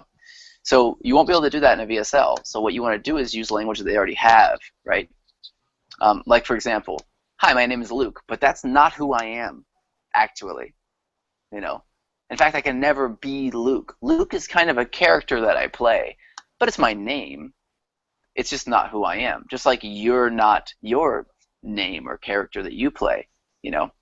So if you're going to go that angle, you don't know their name, and so it would be a lot more powerful if I were to say, you're not Luke. You can never be Luke. But if I were to say instead, you're not your character, you can never be your character. Very different, isn't it? It doesn't ring. It's less direct. Exactly. So if you can't do that on a VSL, on the same level. Exactly. But you can do that, by the way, if you know their first name, which you can do if they opt into an email list, you know? Then it can be like, hi, Luke, that's not who you are. You're not Luke. You're the one back there. You're the one reading this right now. You're not Luke. You're the one hearing Luke say these words in your head. You're the one hearing the internal monologue. You're the one hearing the voice in your head. You're not the voice in your head. You're the one hearing the voice in your head. I Does that make know. sense? I realized that a year ago or something. So this would be something that, like, go ahead. Oh, I was gonna add two questions. I was wondering if I'm wondering if we can tap into I don't know if anyone on this group has enough programming skill, but I'm a terrible programmer. So the idea of, instead of that magic buy now button being a magic buy now button, if they opt in with an email, we can send them messages throughout the, if they're staying with us, it could be, you know what I mean? You know what I'm saying? Like, we can actually drop messages directed to them with their name, and if they don't opt in, then we could just bring up messages every once in a while so that it's hitting them in all kind of sensory, And then the other... Here's the deal, though. If it's not... Sorry, tell me the other question first. Okay. What's your other question? My other question was... I think people have an easier time when you give them like verbiage or concepts. So if we're saying like you're not real, are we giving them the concept of like you're a vessel for the idea of you, or are we? I would never say you aren't real, though. That's actually not right. true. So the thing is that the one I'm talking to right now is real. Mm-hmm. That's the thing. The one who's hearing this voice right now is real. That's you. You might think you're somebody else. That's the deal.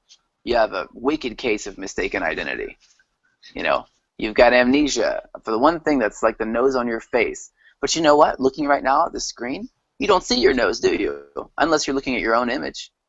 That's right. the thing, is that your eyes and your mind take away your nose from your vision. If you look down, you can see it, If you look at it hard, but it hurts your eyes, And that's a good metaphor. There are plenty of metaphors already here for it, right? Your mind erases your nose, even though it is the first thing. As soon as it leaves your eye, and your eyelashes, you don't see them, But they're right there all the time, right in front of your face, obscuring your vision even sometimes, So, sometimes I start talking and I forget the question. What was the first question that you asked? The first question kind of answered itself. It was about sending messages, because it's already a VSL, so what's the point of sending them other messages?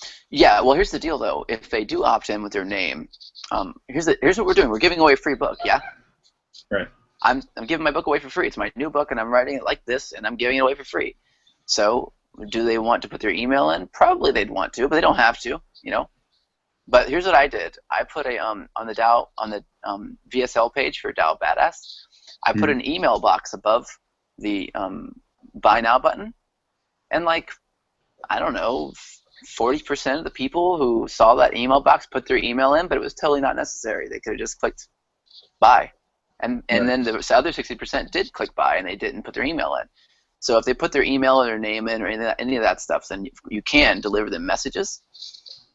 If it was a written sales page, by the way, which we will do, a written sales page, just so you guys know, we'll do like a long-form sales page too, which is what it's called, a long-form sales page. It's like those long scrolling pages where you have a lot of written shit, Those will be like in the form of articles, and they will go out to everybody as articles, And in those, you can actually do this, because if I send an email to an email list, and you give me your first name, I can pass that parameter over to the sales page, and it can say, "Hey, Evan." It wouldn't say, "Hey, Evan," in my voice. It would say, it would be written, "Hey, Evan, here's the deal. You're not Evan, of course. But it's different whenever somebody is saying this. What we could do in a VSL is have music playing and have images pop up in the beginning that says, "Hi, Evan." Or a typewriter or something. Yeah, exactly. Oh, a typewriter. Yeah. Oh, it'd be even better. Kind of like maybe not better, but kind of like the Matrix. How it's like, "Hello, Neo," or "Wake up, Neo." It's like, right? Mm-hmm. What if it said your name right there? "Wake up, Evan." ... Well, I have I mean, if you guys get a chance, there was a thing called Ananote a long time ago that went off the air and went off for a while and then came back. And then, as a tribute, I created this thing in Flash, which is no good for mobile, but it works on desktop, and maybe somebody who's good could do it in Flex.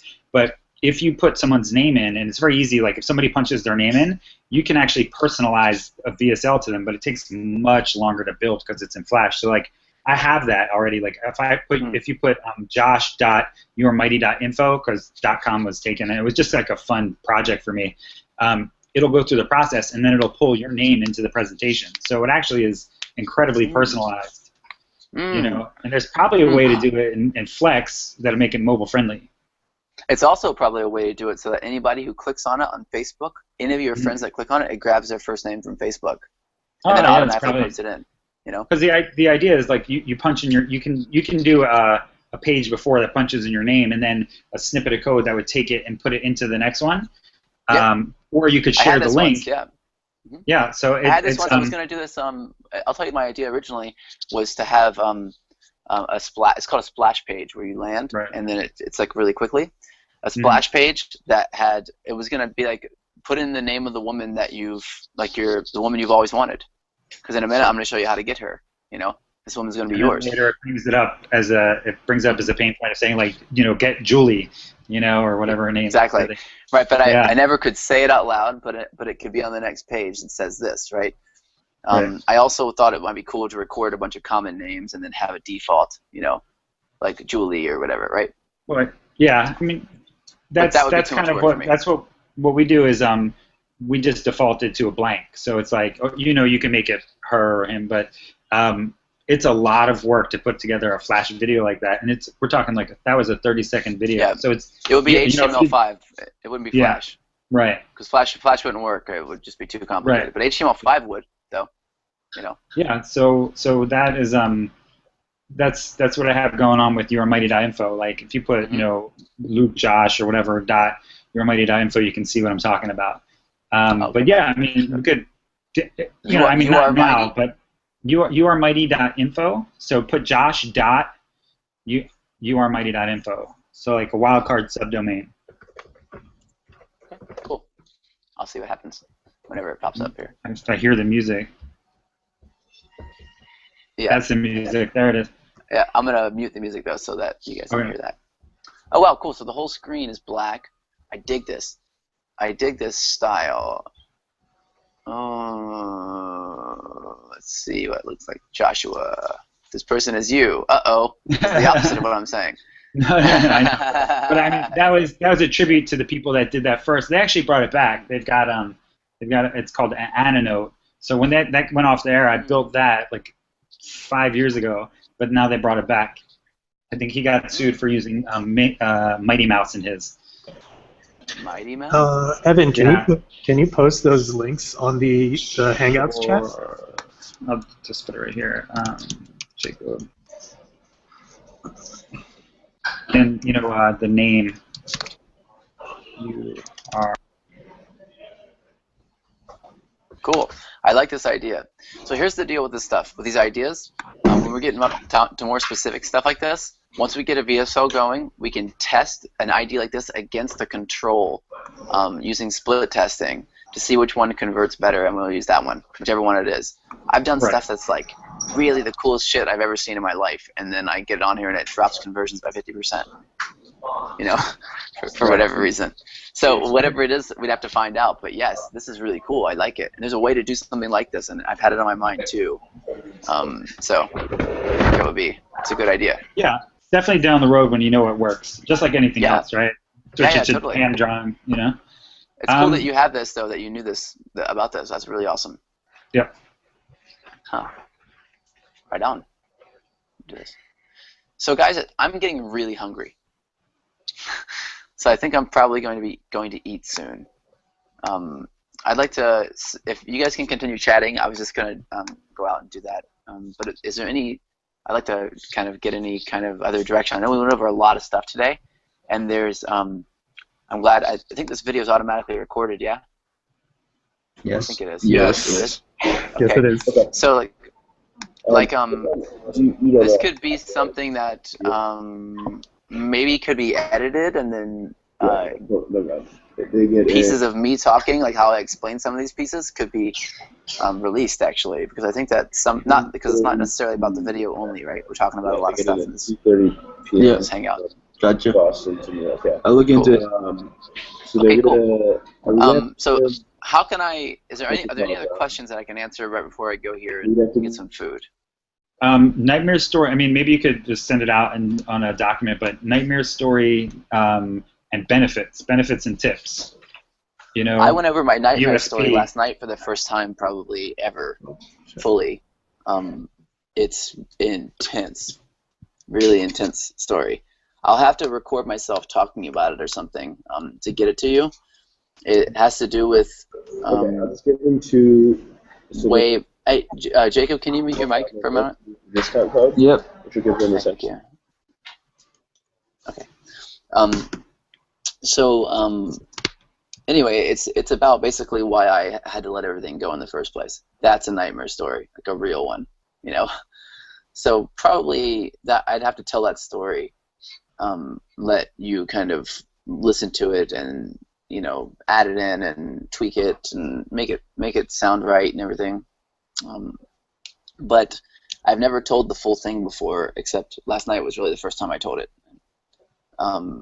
because it's just been such a, I don't know, it's one of these things that's such an actual pain point, I guess, that I never really had enough distance from it until recently to be able to actually tell it. So maybe I'll do that. It has to do with basically why I left everything in my life and what I had before that and how it was basically what every guy ever wanted. It was, you know, I had everything that every guy wanted, you know, pretty much. I was winning all these games.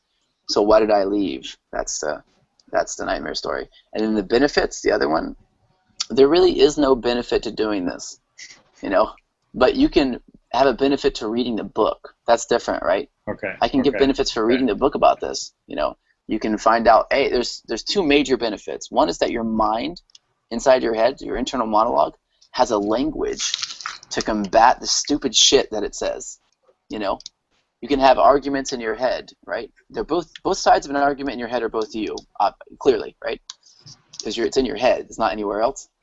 So you can add a new player to the game. You can say, this guy here, this new character, or whatever it is, the voice in your head, you have a new language for explaining, you know, that basically how to argue with your stupid old self, you know. But the new self can't be real, obviously. It's just like it can just be more useful, let's say. So that's one benefit, is that you get this internal monologue. Another benefit, though, is that you can start to explain it to people. So when people are asking you, like, why are you doing this? You know, you can say something that when they hear it, they go, oh, okay, that resonates then. You know, most people are like, I can't explain it to you. You'll never understand. Or, oh, that sounds like this, or they use some religious thing because that's the best thing to use for that time, you know what I mean? And it just pigeonholes them immediately, and then they can't continue their growth. It's like it immediately makes it so that it chops off them ever being able to finish, or if they do finish this process and go all the way through and let it all go, then it makes it so that they're forced to let go of and push away these people in their lives who they explain it to it in this one way, and then they let me be a little more specific. If you were to ask me what's going on, and I were to say I'm becoming enlightened, you know, like that's technically, you could say that's what's happening. You're becoming enlightened slowly but surely, right? During this process of like waking up or whatever, you know. Well, okay, but now if someone has an interpretation of what enlightened means, you're stuck with that bullshit story, right? It's like, okay, well, there's thousands of years of people interpreting this concept of enlightenment, and that means if there's thousands of years of interpretation, that means that no one got it in the first 5 minutes. You know what I mean? People are still, that means that there's one version that's right, probably is not sayable, and everything else is not right about it. So anything you could read about it is going to be technically limiting for you, and you'll never be enlightened unless you transcend that in the first place. So then if you tell people that, they begin to say, oh, that's who you are now. You're this person who is like trying to be enlightened. And then if you transcend that identity, you have to leave them and they don't know you anymore. So it's really painful. It creates a lot of pain, you know. So the benefit of, I hope, being able to read something like this is to be able to explain it in a way. That was one of the benefits that I got from reading Jed McKenna's books, is that I can explain it in a way that people get, you know, and they're not like, you're crazy, right? I mean, they think I'm crazy because I am, but it's not the same kind of thing. Now we're on the same page with how crazy I am, you know? Like, I know that by society's standards, by consensus standards, to say that I'm the only one here would be nuts, right? Because if I'm running that by a bunch of people outside of me, then I don't believe it, do I? You know, I need other people to reflect it for me, and then I believe it. But if I experience it directly, I don't need to believe it at all, you know? So I don't think that waking up has benefits. It doesn't have benefits, personally, at least in my experience, it doesn't have benefits. However, reading a book about it, that has some awesome benefits. And that's what I want you to focus on, the benefits of reading a book about awakening. You know, reading a book that forces you into a mindset, or that's not forces, that's not the right word.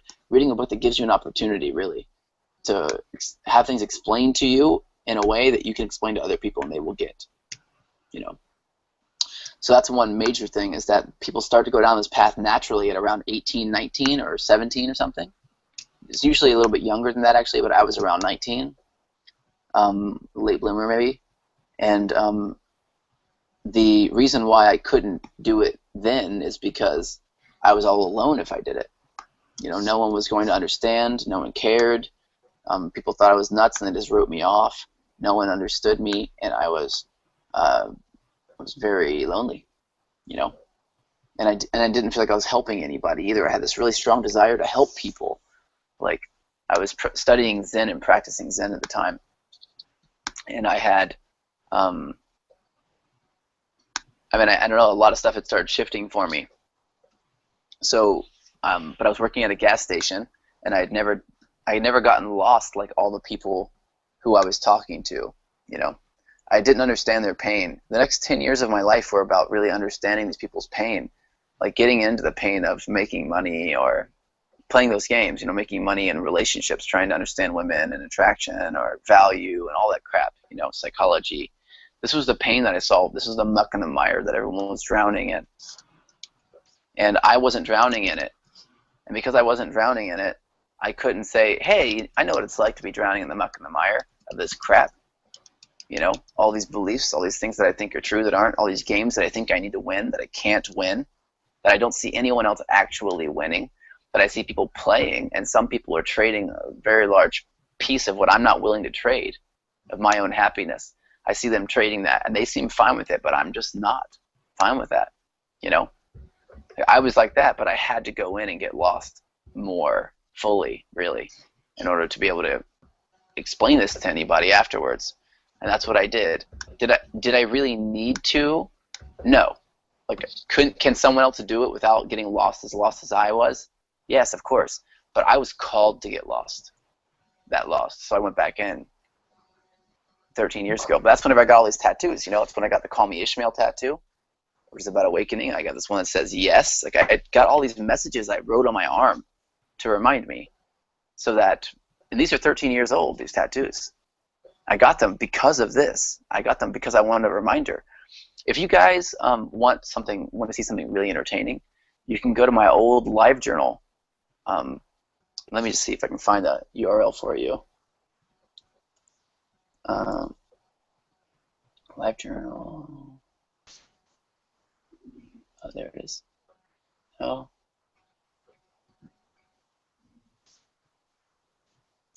Let me see. Let me see if I can find it.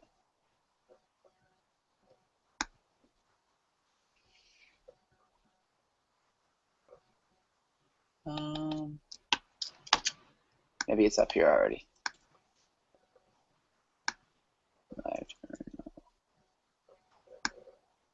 LiveJournal.com.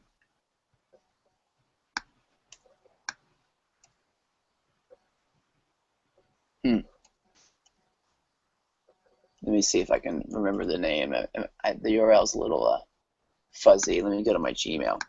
But here's what I want to give you. On November 3rd, 2001, which was the day that I decided to get more lost before I continued to wake up, I wrote a post that was full of metaphor and kind of silly because I was younger. However, it proved to me something, or it was evidence to me of something, not proof, but evidence that I had this planned the whole time. But I was planning on getting lost like this more, and then planning on waking back up once I found out what was going on, once I got lost completely. Let me see if I can find Did you it. find a link? I just put it in the group chat. Oh, you found it? Yeah. Okay. It's in content creation folder, actually. Oh, okay, great. Yeah. Yeah, there it is. Oh, I see, yeah. habanerasamlet.livejournal.com. So click on that and check it out. Like, this is a really interesting thing. Oops. I'm gonna go here now. Yeah. Saturday, November 1st, 2003. That's when it was.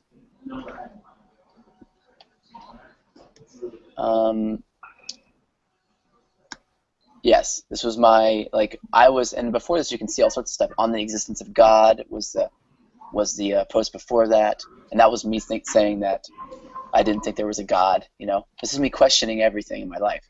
All of these posts back in the day, back in 2003.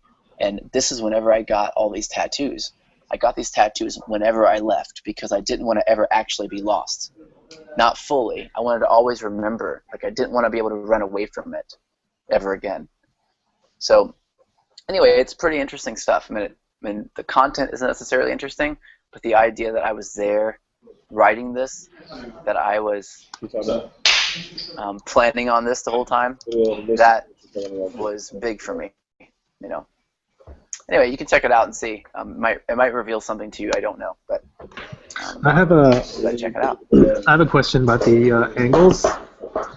Sorry, things just got really loud here, but that's cool. Do you have any favorites, and what do you think about the angles we have so far? I believe we have. I'm just gonna put the ones that we've already done. Game of no games. You feel like that's gonna be an angle, and then that's gonna be an angle deeper in, but not a hook, right? We're talking about angles and hooks.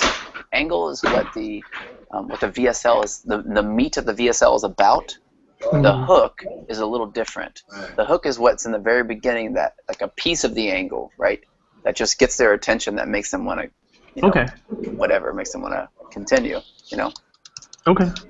I see. So if I was going to say, 1 second here.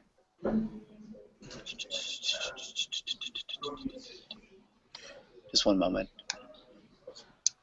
Corporate accounts payable, Nina speaking. Just a moment. Let me see. Okay, so I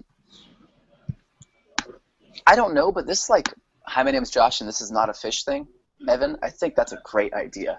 I mean, that's a really interesting idea, and I think it would really lead. It would, because millions. I mean, I'm gonna tell you, man. There were points in the experience of this VSL where literally we were getting 3 million views a day. Day on this VSL. A lot of people have seen this video sales letter, and for sure they've heard that first sentence. Hi, my name is Josh, and this is a fish. You know, for sure they've heard that. Say, I'm Josh, and this is not a fish. Is like, boom. Yeah, I think that would probably get their attention just for a second. You know what I mean? Right. Which is all we need, right? Just need to get in there. Yeah. And then the next thing was we need to keep that attention for another second, and then we just do it 1 second at a time. You know, that's really how copywriting is. Like, so I got your attention now. Now I want to keep it for 1 more second, and I want to deliver something at the same time that that would be useful and helpful, kind of push you forward toward a concept. And that's what copywriting is. It's like, it's basically engaging the entire time as they go, one little piece at a time. If they're still using the fish, we could use a guppy. And then that plays into the story too. You know what I mean? I think people know what a guppy is, but you don't want to use a guppy because a guppy, in that case, because a guppy is the smallest of the fish. It's the fish that get eaten, which, yes, it works. Like, it doesn't matter if you're a guppy because you can swim with the sharks. But, you know, if you can't do the fish, maybe we can play with the guppy, which kind of feeds into the story anyway. We could, but that was the thing that John recommended against for copywriting. Right. Because it just, people are like, this is a guppy, and they're like, I don't want to learn anything right now. You know what I mean? It sounds like I'm about to educate you on something. Right. And if you say this but fish I think is a we guppy. can do a fish. I think that we can do a fish. You know what I mean? And I think that if it isn't the same, the ideas that we're piggybacking on a VSL that I created that millions and millions of people have seen. Exactly. So that's a cool idea. And if I can do that, I think we should do it. But also, we're going to need multiple angles, or multiple hooks rather. So the hook there could be, this is a fish, and the angle of the VSL could be the game of no games, right? Because what we're talking about here is selling. What's that? This is not a fish. Oh, sorry. Yeah, this is right? not a fish. Yeah, exactly. So, and then the angle would be that this is would be the game of no games. So yeah, we can talk about the angle. Like the angle is whatever it is that we want to introduce the book with, you know. So the book is about winning the only game that you can win here, you know, and that we're talking about you killing your addiction to playing games. You know, you're addicted to playing games of money. You're addicted to playing games of acceptance. You're addicted to playing games of love, of attention, of pain and pleasure. These are all called dualities. Running away, your game that you play that you're addicted to is running away from something you're afraid of and running towards something that you want. This is the game. But there's only one game you can win like that, which is the game of no games. So if you want to win the only game that you can win, which, by the way you describe that is that you can't win a game that never ends, right? So it has to be a game that ends. If the only game that is over when you win is the game of no games, when you have no more games that you're playing anymore, then you've won. You know, there's no other game to play. You don't even have the game of no games because there's no game to undo. So that's the beauty of this. That's the beauty of this mind loop. It just kind of grabs your mind and then makes it so that it can't get away. As long as the game of no games is the #1 game on your list, it's more important than everything else. And all that we have to do with this book, not even with the VSL, but it'd be cool if we did it with the VSL too, is show them that they already think that this game of no games is the most important game in their life. That everything in their life is talking about this. The Matrix is talking about this, winning the game of no games. Jesus is talking about winning the game of no games. Muhammad, Gandhi, Buddha, Vanilla Sky is about this. You know, Star Wars is about this. Jesus Christ, you know, like again, yeah, like every movie that you've ever related to, Fight Club, you know, every book that's ever connected to you. All of these books are all telling you one thing. Joseph Campbell wrote a book called The Hero with a Thousand Faces, and it goes over all this mythology. And what he finds in this mythology is that it all has the same story arc, and this story is a story of you winning the game of no games. That's what this story is. All of this is telling you to do that. All of it. It always has been. That's it, you know? Winning the game of no games is the most important thing in your life. You have to do it, or you did not accomplish shit while you were here. You died like a baffled cow, you know? And that's it. Like, that's the... Which, by the way, is fine, to die like a baffled cow, just so you know. It's just that if you're called to know anything, to exist here in a different way, then you have to win the game of no games, and you don't have any time to fuck around. You got to go now, and you got to be willing to let go of everything to do it. You got to stop playing the other games because that's how you win. You can only win the game of no games if you stop playing all the other ones. angle, You know? and then there's the. I guess I was also thinking of something like something that says it only makes sense. But I guess that could tie into the game of no games as well, right? What is it? Something that says that this is kind of like your next. This is like your next natural step. Something that appeals to the very logical people. Oh, yeah, sure. Like, okay, how about this then? Like, the thing that always gets in the way of you winning the game that you're playing, like the game of success or the game of money or of love or whatever it is that you're playing a game of it instead of experiencing it. You're playing the game of that thing, and the thing that gets in the way is your character. The character's limiting, you know? The game is always changing, the game is always evolving, and your character isn't. Your character has to die and be reborn over and over again then. Mm-hmm. Anyway, there's much more logical way of saying that, which we can talk about another time, but I agree that there is a way to show that, and I know because I was a very logical person before the accident. Oh. I'm just kidding. There's no real accident. No. That was just a joke. Hello? Is this thing on? I think that maybe we lost some. But anyway, hey you Josh, get the idea. you get my question? No, I did not get your question. It was, Let me remember. It was. Do you think the kind of logical, like the next, I guess like the kind of logical way of thinking about it, right? As a next step, the next logical step. Do you think that's good as an angle, or do you think that's just something that we can put as a little piece? It's something you put in. It's not an angle. I'm not sure what that thing is yet, but it's not an angle. Okay. All right, and then so the you are dreaming is also is good as an angle though, right? You're dreaming Yeah. angle, and we could actually. And what do you think about using that for the "this is not a fish"? Because I think it goes. Well, it makes sense to me that how that could transition very well too. Looks like he disappeared. That's a sign, brother. It's a sign that I should let it go. All right, lunch it is. I don't know what time it is for you guys. It's 9:47 here, so I'm gonna have some breakfast. It's almost 10 p.m. here. So Wow. no lunch for me.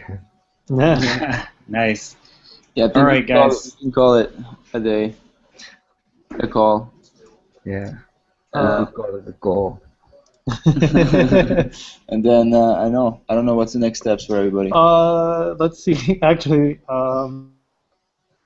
Let's crack at it with this new kind of information and angle that the idea is to sell the book, right? We're selling a free book.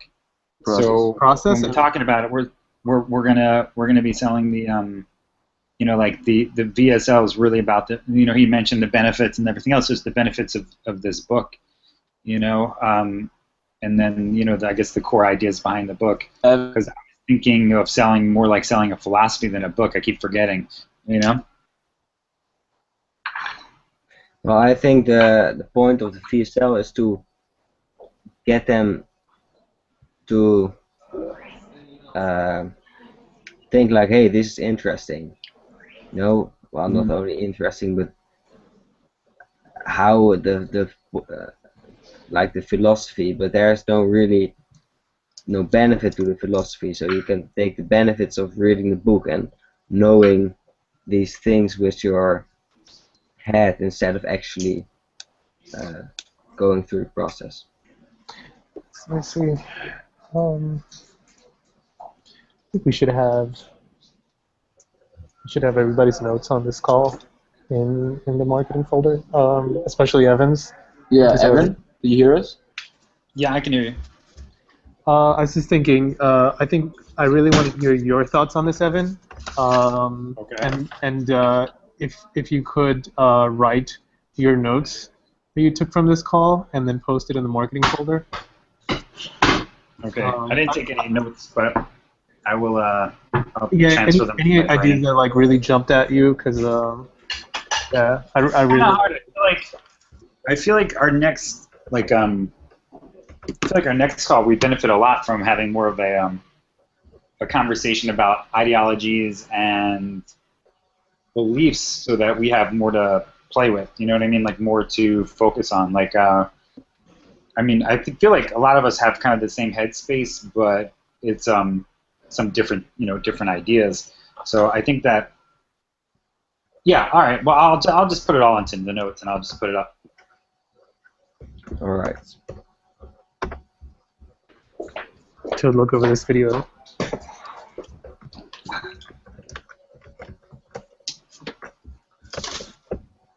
So, I think that was the end, or do we have something to discuss? Okay, so we're cutting out all the time. I think it's best if we just connect via the group about the next steps. Yeah, that sounds good. Okay. All right. So we're gonna wrap it here. It was great, guys. Bye. All right, guys. Bye-bye.